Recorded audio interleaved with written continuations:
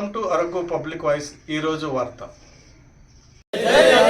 చర్యలు తీసుకోవాలి. పోలవరం ప్యాకేజీలో అక్రమాలకు పాల్పడిన వారిపై వెంటనే చర్యలు తీసుకోవాలి. పోలవరం ప్యాకేజీపై అక్రమాలకు పాల్పడిన వారిపై వెంటనే ల్యాండ్ ట్రైబల్స్ కి కొమ్ము కాస్తున్న అధికారులపై చర్యలు వెంటనే క్రిమినల్ కేసులు పెట్టాలి. తప్పుడు పద్ధతిలో R&R ప్యాకేజీలు పొందిన వారిపై వెంటనే చర్యలు తీసుకోవాలి. తప్పుడు పద్ధతిలో R&R ప్యాకేజీలు పొందిన వారిపై వెంటనే జై ఆదివాసీ న్యాయం చేయాలి. ఆదివాసీ నిర్వాసితులకు వెంటనే న్యాయం చేయాలి. ఆదివాసీ నిర్వాసితులకు వెంటనే నశించాలి అధికారుల నిర్లక్ష్య వైఖరి.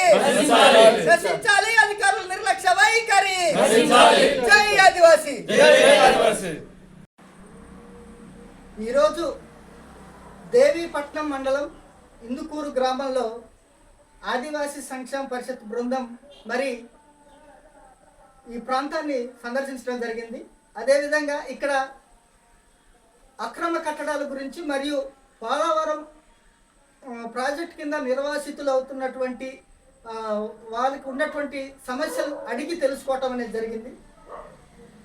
ప్రభుత్వ అధికారులకి ప్రజాప్రతినిధులకి ఈ సమావేశం ద్వారా తెలియజేయాల్సింది ఏంటంటే, ముందుగా పోలవరం ప్రాజెక్ట్ కింద నిర్వాసితులు అవుతున్నటువంటి వాళ్ళకి ఎటువంటి అన్యాయం జరుగుతుందో వివరిస్తాం. ఇక్కడ మా పక్కన ఉన్నటువంటి వాళ్ళందరూ కూడా ట్రైబల్స్, ఆదివాసీలు. వీళ్ళు పోలవరం ప్రాజెక్ట్ కింద నిర్వాసితులైనటువంటి వారు. ఎప్పుడైతే పోలవరం ప్రాజెక్టు అవార్డు స్టార్టింగ్ 2013లో స్టార్ట్ అయిందో అప్పటి నుంచి కూడా వీళ్ళకి జరుగుతున్నటువంటి అన్యాయం పట్ల వీళ్ళు తిరుగుతూ ఉన్నారు. ఉదాహరణకి ఇక్కడ చూసినట్లయితే ముర్ల నాగమణి అనేటటువంటి ఈ మాతృమూర్తి, ఆదివాసీ మాతృమూర్తి గత 12-13 సంవత్సరాల నుంచి MRO కార్యాలయం చుట్టూ, ITDA కార్యాలయం చుట్టూ, సబ్ కలెక్టర్ కార్యాలయం చుట్టూ, లాస్ట్కి ధవళేశ్వరం LMC కార్యాలయం చుట్టూ కూడా వీళ్ళు తిరగటం జరిగింది. వీళ్ళకి జరిగినటువంటి చిన్న పొరపాటు ఏంటంటే, వీళ్ళ కుటుంబంలో ఎటువంటి గొడవలు లేవు, కానీ వీళ్ళకి రావాల్సినంత రాకుండా ఎగుడు దిగుడుగా వచ్చింది. మాకు సరి సమానంగా పంచిపెట్టండి అని వీళ్ళు గత 12 సంవత్సరాల నుంచి తిరుగుతున్న MROకి చెప్తే VROకి చెప్తున్నారు, VROకి చెప్తే సర్వేకి చెప్తున్నారు, మళ్ళీ సర్వేకి చెప్తే మళ్ళీ VROకి చెప్తున్నారు, మళ్ళీ VRO మీరు అక్కడికి వెళ్ళేసి కలెక్టర్ దగ్గరికి వెళ్ళేసి తెలుసుకోవచ్చు కదా. ఎందుకు ఇలా వీళ్ళు ఒకరికి చెప్తే ఒకరికి ఇన్ని సంవత్సరాలు తిప్పుతున్నారంటే, వీళ్ళు వాళ్ళకి డబ్బులు ఇవ్వటం. చివరికి వీళ్ళు ప్రజాప్రతినిధుల దగ్గర కూడా, ప్రస్తుతం ఉన్నటువంటి గౌరవ శాసనసభ్యురాలు శిరీష గారి దగ్గర కూడా వీళ్ళు, అమ్మ మాకు ఇంత అన్యాయం జరుగుతుంటే ఆఫీస్ దగ్గరికి వెళ్తే కనీసం వీళ్ళు ఎవరు కూడా పట్టించుకోవట్లేదంటే, ఒక గౌరవ ఆదివాసీ ఎమ్మెల్యే గారు దీని మీద పరిష్కరించండి అని చెప్పేసి లెటర్స్ ఇచ్చినా కానీ MRO యొక్క ఈ ఎమ్మెల్యే గారు ఒక లెటర్ని ఇలా పక్కన పడేసి అక్కడ ఉన్నటువంటి మండల కార్యాలయంలో ఉన్నటువంటి ఈ VRO కావచ్చు, మిగతా సిబ్బంది కావచ్చు, నవ్వుతూ మీకు ఎమ్మెల్యే ఇస్తుందా భూమి, మేము ఇస్తామా, నువ్వు ఎక్కడికి తిరిగినా మా కాళ్ళు చుట్టూ తిరగాల్సిందని చెప్పేసి ఆ పెద్దావిడిని, ఈ 74-75 సంవత్సరాల పెద్దావిడిని ఇన్ని సంవత్సరాల నుంచి తిప్పిస్తున్నారు. అదేవిధంగా ఇంకొక కేసు చూసుకున్నట్లయితే, ఇక్కడ జీడి దుర్గారావు ధర అనేటటువంటి ఇక్కడ కేసు కూడా, వీళ్ళు కూడా 2013 నుంచి కూడా ఆఫీసుల చుట్టూ తిరుగుతూ ఉన్నారు. మాకు సమస్య ఉంది, మాకు మొదట్లో ల్యాండ్ టు ల్యాండ్ ఇవ్వాల్సి వస్తే వీళ్ళకి 8 ఎకరాల 22 సెంట్లు రావాల్సి ఉంటే వీళ్ళకి 1 ఎకరం, అది కూడా ఎటువంటి కాగితాలు లేకుండా 1 ఎకరం చెప్పారు. ఇప్పటివరకు వాళ్ళకి కాదు, మాకు ఇన్ని ఎకరాలు రావాలి కదా అంటే ల్యాండ్ టు ల్యాండ్ ఇవ్వండి అంటే ల్యాండ్ టు ల్యాండ్ వీళ్ళకి ఎక్కడ దొరకదు. కనీసం ల్యాండ్ టు ల్యాండ్ ఇవ్వలేకపోయినా డబ్బులైనా ఇవ్వండి వీళ్ళు రిక్వెస్ట్ ఈ 12 సంవత్సరాల నుంచి రిక్వెస్ట్ పెడతామంటే ఇంతవరకు లేదు. అధికారుల దగ్గరికి వెళ్ళడం, ITD అధికారులు కానీ, సబ్ కలెక్టర్ కానీ, ఇక్కడ MROలకు ఫోన్ చేయటం, వీళ్ళు అప్పటికప్పుడు ఈ MROలు యాక్షన్ చేస్తూ సార్ మేము చేయటం ఉంటాం, వీళ్ళు ఇక్కడ రాగానే మేము చేసి పెడతామని చెప్తా. ఇప్పటికి 12-13 సంవత్సరాల నుంచి వీళ్ళు ఇదే బాధతో తిరుగుతూ ఉన్నారు. అంటే ఇక్కడ అధికారులు ఎవరికి చేసి పెడుతున్నారు, కానీ వీళ్ళతో పాటు ఇక్కడ చాలా మంది నాన్ ట్రైబల్స్కి ఇదే అవార్డు ఫంక్షనింగ్ జరిగింది, వాళ్ళందరినీ బయటికి పంపించారు. వాళ్ళందరికీ ఎలా అంత తొందరగా జరిగింది, ఒక స్థానికంగా ఉన్నటువంటి ఆదివాసుల సమస్యలు ఎందుకు పరిష్కారం కావట్లేదు. అది కాకుండా ఇక్కడ చూసినట్లయితే ఇది కేవలం ఒక చిన్న మచ్చుకు మాత్రమే, ఈ చిట్ట అంతా కూడా ఒక చిన్న ఒక చిన్న మచ్చుకు మాత్రమే ఇదంతా కూడా. ఇదంతా ఏంటంటే ప్రభుత్వ భూములని, గయాల భూముల్ని, అనాథ పుంజా భూముల్ని ఇక్కడ ఉన్నటువంటి నాన్ ట్రైబల్స్ తప్పుడు పద్ధతిలో వాళ్ళ పేర్లలో రికార్డులు సృష్టించి ఇక్కడ ఉన్నటువంటి అధికారులతోటి, కొంతమంది పై అధికారులతో కూడా కుమ్మక్కైపోయి కోట్లాది రూపాయలు ఇవి ఎవడేస్తూ ఉన్నాయి, బ్యాంకు ఎవడేస్తూ సహా కోట్లాది రూపాయలు ప్రభుత్వ ధనాన్ని కొల్లగొట్టారు. వీటన్నిటికీ కారణంగా ఉన్నటువంటి ఆనాటి పనిచేసినటువంటి రెవెన్యూ అధికారులు, అదేవిధంగా ఇప్పుడు ఉన్నటువంటి కొంతమంది అధికారులు కూడా నిర్లక్ష్యంగా వహిస్తున్నారు. అందరూ చేసి ఉండకపోవచ్చు, కానీ గతంలో పనిచేసిన వాళ్ళ యొక్క వాళ్ళకి విధానం అనమాట. అంటే ఒకరిద్దరు పేర్ల మీద 450 ఎకరాలు, 500 ఎకరాలు, అంతేకాకుండా 50 ఎకరాలు, 60 ఎకరాలు గయాలు, అనాథ పుంజ ప్రభుత్వం క్లియర్గా రాసింది. వాళ్ళు ఇచ్చిన రికార్డులే. ఇందులో ఇంత అవకతవకలు జరుగుతుంటే ఇక్కడ స్థానికంగా ఉన్నటువంటి ఆదివాసీలు కావచ్చు, ఇతరులు కావచ్చు, అన్ని సబ్ కలెక్టర్కి, పీఓకి, కలెక్టర్కి, అదే కమిషనర్కి, వీళ్ళందరికీ కూడా లెటర్లు పెట్టి ఎంత అవకతవకలు జరిగాయి, వీటి మీద చర్యలు తీసుకోండి అని చెప్పేసి దరఖాస్తులు పెట్టిన దాఖలాలు ఉన్నాయి.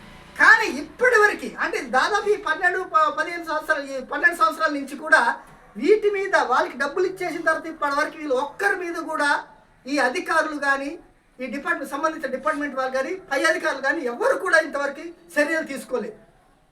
ఇక్కడ ఏం జరుగుతుంది అంటే ఇంత అవకతవకలు జరుగుతుంటే ఇక్కడ స్థానికంగా ఉన్నటువంటి ఆదివాసీలు కావచ్చు, ఇతరులు కావచ్చు, అన్ని సబ్ కలెక్టర్కి, పీఓకి, కలెక్టర్కి, అదే కమిషనర్కి, వీళ్ళందరికీ కూడా లెటర్లు పెట్టి ఎంత అవకతవకలు జరిగాయి, వీటి మీద చర్యలు తీసుకోండి అని చెప్పేసి దరఖాస్తులు పెట్టిన దాఖలాలు ఉన్నాయి. కానీ ఇప్పటి వరకు అంటే దాదాపు 12 సంవత్సరాల నుంచి కూడా వీటి మీద వాళ్ళకి డబ్బులు ఇచ్చేసిన తర్వాత ఇప్పటి వరకు వీళ్ళు ఒక్కరి మీద కూడా ఈ అధికారులు కానీ, ఈ సంబంధించిన డిపార్ట్మెంట్ వాళ్ళు కానీ, పై అధికారులు కానీ ఎవరు కూడా ఇంతవరకు చర్యలు తీసుకోలేదు. ఇక్కడ ఏం జరుగుతుంది అంటే ఎవడేసి తీసుకెళ్ళి ఒక అధికారి ముందు పెడితే ఆ అధికారి వాళ్ళని పిలిపించేసి వాళ్ళ దగ్గర డబ్బులు తీసుకోవటం, ఆ సమస్యను వదిలేయటం. ఈరోజు కూడా వీళ్ళు కూడా వాళ్ళు ఇక్కడ ఎటువంటి డిస్ట్రిబ్యూషన్ లేకుండా ఉన్న సమస్యలు కూడా వీళ్ళు పరిష్కరించట్లేదు.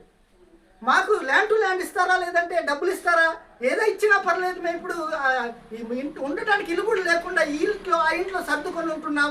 కొంతమందికి అయితే 6 కాలనీలు కూడా ఇవ్వలేదు. వాళ్ళ బంధువుల దగ్గరే ఒకరికొకరు అడ్జస్ట్ అయ్యి బతుకుతున్నారు. మరి అది కాకుండా ప్రభుత్వం ఇంకొక తప్పేం చేస్తుందంటే పనికిరాని అసలు దేనికి కనీసం నివాసానికి కానీ, వ్యవసాయం కానీ, దేనికి ఒక మొక్క కూడా మళ్ళీ ఉన్నట్టు కొన్ని రకాల సౌడు భూముల్ని సేకరించి ఇక్కడ ఆదివాసులకి ఇచ్చేయాలని చెప్పేసి అడ్డగట్టాలని చూస్తుంది. కొంతమందికి అడ్డగట్టింది కూడా.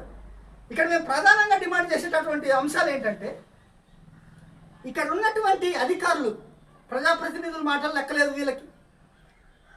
అదేవిధంగా ఆదివాసులు అంటే వీళ్ళకి గౌరవం లేదు. ఆదివాసులు కాళ్ళు అరిగిపోయేటట్టు లేవు. రేపమాపు అనకూడదు ఈ మాట, రేపమాపు చనిపోయే పరిస్థితి దాకా సంవత్సరాలు తిరుగుతున్నా కానీ వీళ్ళు పనిచేయట్లేదు. రేపుతున్న వాళ్ళ పిల్లలు, ఆ తర్వాత వాళ్ళ పిల్లలు, ఎంతకాలం అంటూ వీళ్ళు ఆఫీసుల చుట్టూ తిరగాలని చెప్పేసి మేము ఉన్నతాధికారులను, ప్రభుత్వాన్ని ఈ సందర్భంగా మేము డిమాండ్ చేస్తా ఉన్నాం. ఎందుకు వాళ్ళ సమస్యలు పరిష్కరించట్లేదు?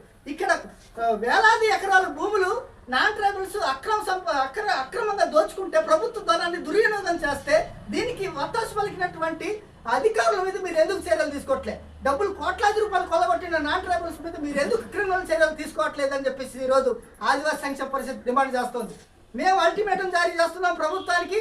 ఎవరైతే నిర్వాసిత న్యాయమైన ఆదివాసులు ఉన్నారో వాళ్ళ సమస్యలు, వాళ్ళకి ల్యాండ్ టు ల్యాండ్ కావాలంటే ల్యాండ్ టు ల్యాండ్ ఇస్తారా, లేదంటే ల్యాండ్ టు ల్యాండ్ సెటిల్మెంట్ చేయలేకపోతే వాళ్ళు కోరిన విధంగా కావాలనుకుంటే మీరు డబ్బులైనా ఇవ్వండి, ఇచ్చి వాళ్ళని ఎక్కడ ఒక చోట సెటిల్ చేయండి. కనీసం వేరే ఒక చోట కొనుక్కొనైనా వాళ్ళు బతుకుతారు.